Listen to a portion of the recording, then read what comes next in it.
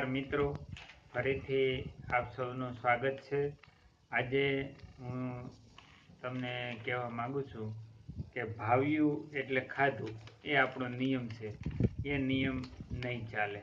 મિત્રો, આજના વિડીયોમાં આપણે વાત કરીશું કે આપણને જે ભાવે છે એ આપણે ખોરાક લઈએ છીએ, પણ આ જે આપણો નિયમ છે ને તેને હવે આપણે તિલાંજલિ આપવી પડશે। કારણ કે અગ્નિની શોધ નથી થઈ તે પહેલાં આદિમાનવ પોતાના ખોરાક તરીકે કાચા ફળ ફૂલ શાકભાજી અથવા તો કાચું માંસનો ઉપયોગ કરતો, પણ જ્યારથી અગ્નિની શોધ થઈ ત્યારથી તેમણે ખોરાકને રાંધવાનું શરૂ કર્યું। અને અત્યારે તો આપણી જે જીભ છે એમને એવા ચટકા લાગ્યા છે કે રોજબરોજ નવા નવા સ્વાદ માટે આપણે ઘણું બધું ખાઈએ છીએ અને ખોરાક પકાવીએ છીએ, પણ તેની સામે આપણે તેના જે ખોરાક પકાવીએ એટલે એના જે કુદરતી તત્વો નાશ પામે છે તેનો કોઈ વિચાર કરતા નથી। મિત્રો, ખોરાકને આપણે જ્યારે રાંધવામાં આવે છે ત્યારે ખોરાકની અંદરથી જે ઉપયોગી જે તત્વો છે તેને ગરમી મળવાથી તે નાશ પામે છે। તો આ વિશે આપણે આજે વાત કરીશું।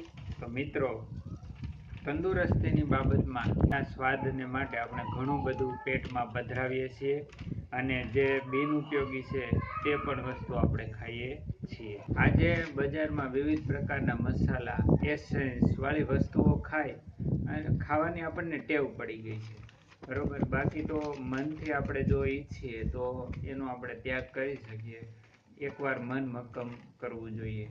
પહેલાંના જમાનામાં આદિમાનવો છે તે કાચું ખાતા તો કોઈ ડૉક્ટરની જરૂર પડતી નહીં, પણ આજે જ્યારે આપણે એટલી બધી તેલવાળો, તળેલો, તીખો, તમતમતો મસાલાવાળો, એસેન્સવાળો બજારું ખોરાક લારીઓનો અથવા તો ફાસ્ટ ફૂડને રવાડે ચડ્યા છે, એટલે કોઈ પણ દવાખાનામાં તમે જાઓ એટલી બધી ગીર્દી હશે કે તમારો વારો 2-3 કલાકે જ આવશે।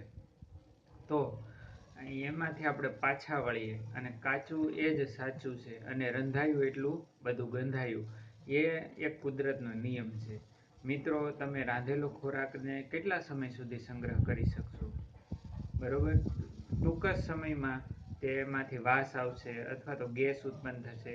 તો આ જ ખોરાક આપણે પેટમાં જાય છે ત્યારે એમાંથી ગેસ ઉત્પન્ન થાય છે, અપચો થાય છે, કબજિયાત થાય છે, ચાંદીઓ પડે છે। એની જગ્યાએ તમે કાચો ખોરાક ખાશો તો તમને ઘણો બધો ફાયદો થશે અને તમને પેટમાં એક તો પહેલાં તો સૌપ્રથમ જે પાચન ક્રિયા છે એમાં પચવામાં હલકો ખોરાક હોય છે, કાચો ખોરાક, એટલા માટે ઝડપથી તમને પચી જાય છે અને ગેસ, કબજિયાત જેવા તો રોગમાંથી આપણે છૂટી જ જઈએ છીએ, એ રોગ ક્યારેય પણ થતા નથી।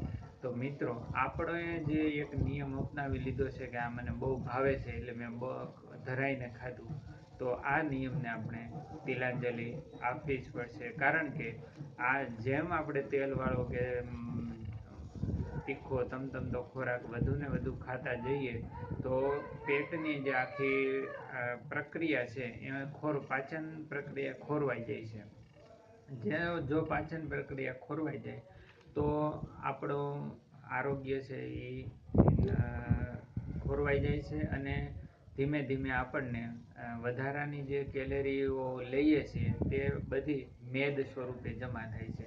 અને આજકાલનો આપણો મેન જો પ્રશ્ન કોઈ હોય તો એ છે વધારાનો મેદ, કારણ કે આપણે સામે એટલી કેલેરી ઉપયોગ થતી નથી, બરાબર? અને એના પ્રમાણમાં આપણો ખોરાકની કેલેરીનું પ્રમાણ વધી જાય છે, એટલા માટે આપણે ખોરાક એવો લેવો જોઈએ કે જેમાં ઓછી કેલેરી હોય અને પૂરતી આપણને તાકાત મળી રહે। તો એવો ખોરાક લેવા માટે તમે કાચા કોઈ પણ શાકભાજી ફળ ફૂલ લઈ શકો અને સાથે સાથે આપણે તંદુરસ્ત પણ રહી શકીએ।